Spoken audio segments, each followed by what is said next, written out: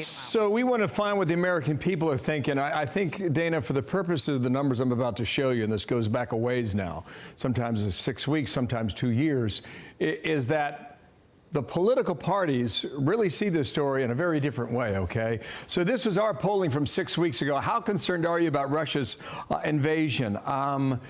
This here, I think, is quite telling, extremely or very, okay? So it's about 2/3 of the American people. Democrats much more at 73, Republicans less at 54. Then look at this from Gallup, okay? So this is in the last couple of weeks now.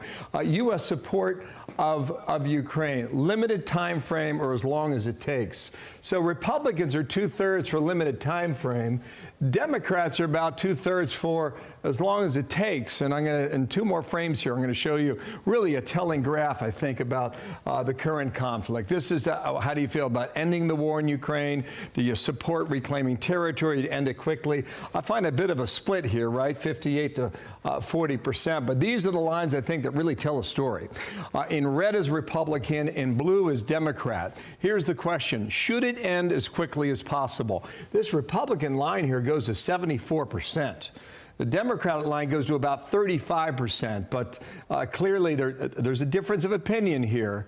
You know, Republicans and Democrats, independents, by the way, in the middle at 47%. All that said, if you watch the shows on Sunday, they are adamant that Zelensky's got to do the deal, and then we can put the pressure on Putin. Watch here. Either he needs to come to his senses and come back to the table in gratitude, or someone else needs to lead the country to do that. I don't agree. I'm not interested in calling on the resignation of other world leaders. I didn't like it when Chuck Schumer asked for Netanyahu to be removed. I don't like it when other members of the Senate asked for Zelensky to be removed either. That would spiral Ukraine into chaos right now.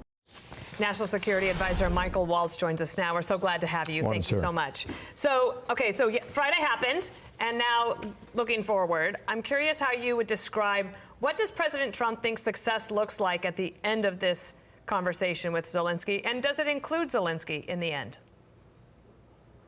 Well, thanks, Dana. Here's what success looks like, and you heard President Trump say it repeatedly in that just really, truly ridiculous and unacceptable session right behind me in the White House. Success looks like President Zelensky sitting down and talking the terms of peace, talking about what he needs to see, Ukraine needs to see to get to a partial ceasefire, a permanent ceasefire, and an end to this war. And what became so evident to us in that session was he's not ready to talk peace at all.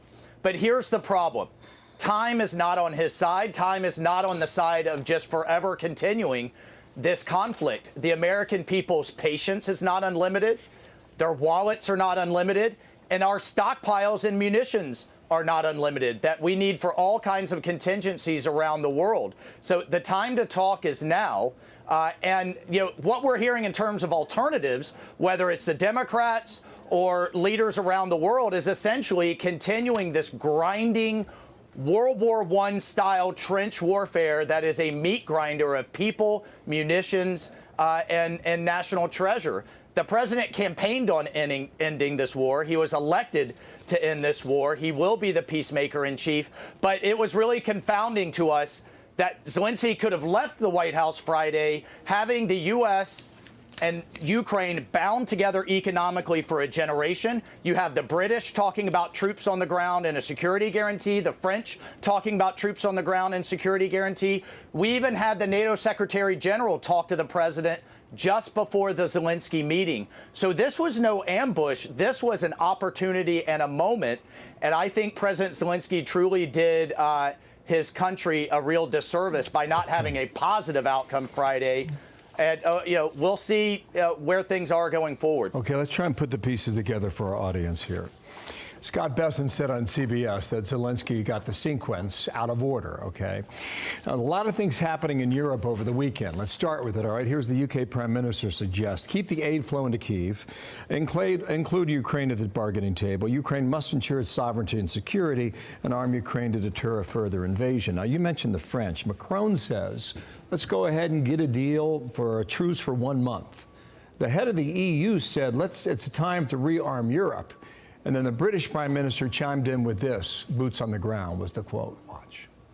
The UK is prepared to back this with boots on the ground and planes in the air to support peace in our continent.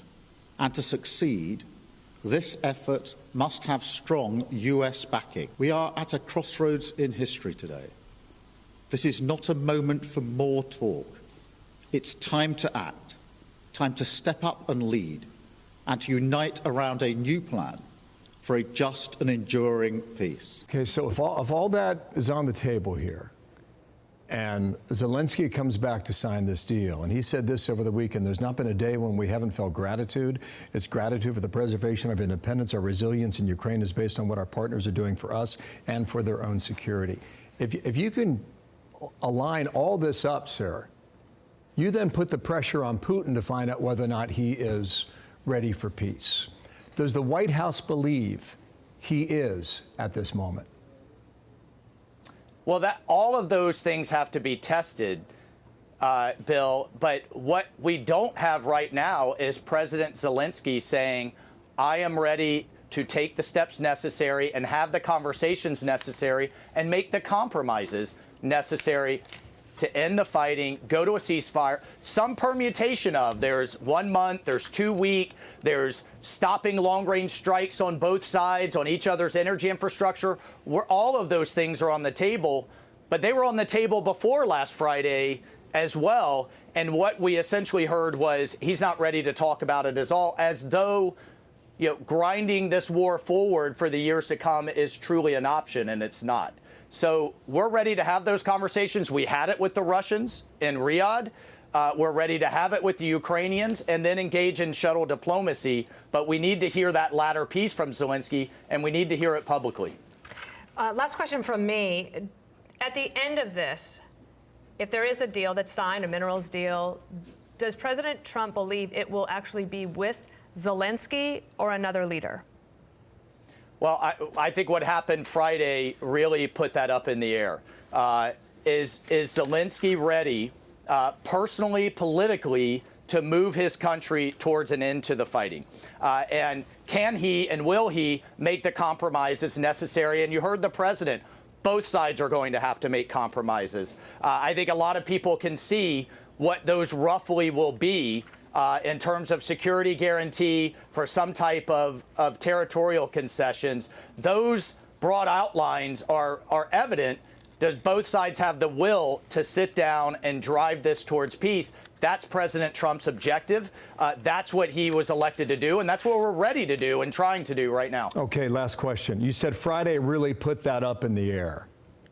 If Zelenskyy doesn't lead Ukraine, who does? Well, look, we're not going to get into, speculating on these issues in public. What we need to hear from President Zelenskyy is that he has regret for what happened. He's ready to sign this minerals deal and that he's ready to engage in peace talks. I don't think that's too much to ask. I think that's what's best for the American people, for the Ukrainian people, for Russia, and for the world to restore stability. President Trump is ready to end this war. And there will be a process to do that we've laid out. And it was no accident. We had key European leaders here saying they are ready to step up and provide those security guarantees. The president even said with some type of American support to be negotiated. So we're ready to enter in those negotiations, is President Zelenskyy, and we'll test both sides in terms of their willingness to compromise to get this deal done. President Trump knows how to surprise. Any possibility that this gets resolved and he announces it tomorrow night at his joint address to Congress? Well, we'd certainly like to see that. We were planning to announce this minerals deal, that it would have been signed Friday and was a very positive step forward for all sides, and importantly for the American taxpayer who has given so much of their hard-earned treasure so that Ukraine could defend itself. That was the plan. We'll see what happens in the next 48 hours, but we are certainly looking to move forward in a positive way. Michael Waltz, really appreciate your time. Thank you, sir. We're watching by the hour. Thanks for coming on.